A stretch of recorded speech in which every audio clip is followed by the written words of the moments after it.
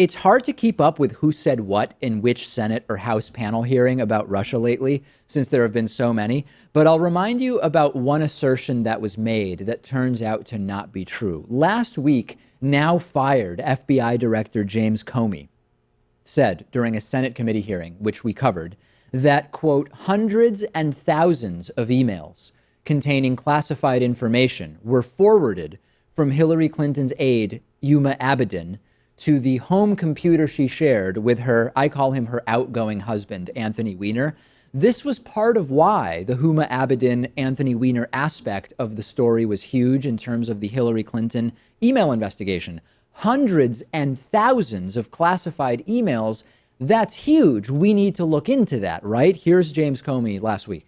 I said to my team, we've got to walk into the world of really bad. I've got to tell Congress that we're restarting this, not in some frivolous way, in a hugely significant way. And the team also told me we cannot finish this work before the election. And then they worked night after night after night, and they found thousands of new emails. They found classified information on Anthony Weiner. Somehow, her emails are being forwarded to Anthony Weiner, including classified information by her assistant, Huma Abedin.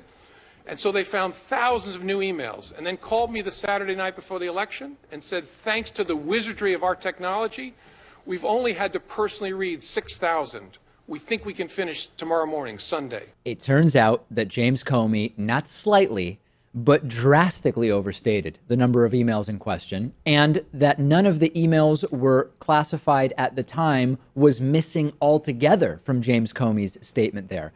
Some of the emails in question have since been classified, but that's a very different scenario than saying that there were just endless classified emails forwarded. Again, the emails were not classified at the time. Some of the information contained within has since been classified.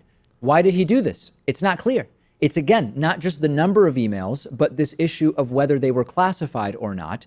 And Abedin did occasionally forward emails to her husband for printing, but it was not the number described by Comey. It was not a regular practice. And again, none of those emails were marked classified.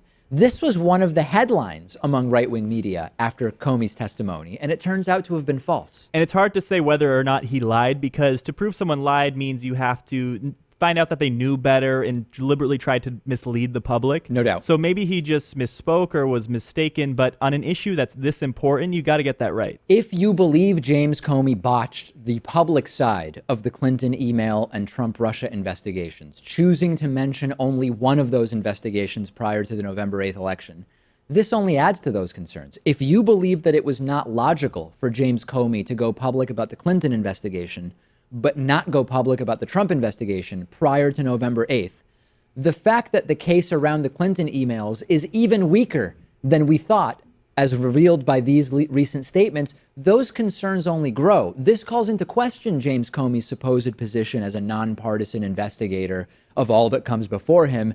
Things are getting no better for James Comey. He's since been fired. But again, misstatements with regard to the broader defense of why he did what he did with the Hillary Clinton email investigation. And of course, this story came out only a few hours before James Comey was fired, which leads you to believe that this was the impetus for his firing and they wanted to do it all along? Yeah, well, when you look at Trump's claims, right, again, and we're not going to redo the Trump fired Comey thing, but from the story at the beginning of the show, Trump's letter says that it's because of the handling of the Hillary Clinton email investigation that he ultimately fired Comey.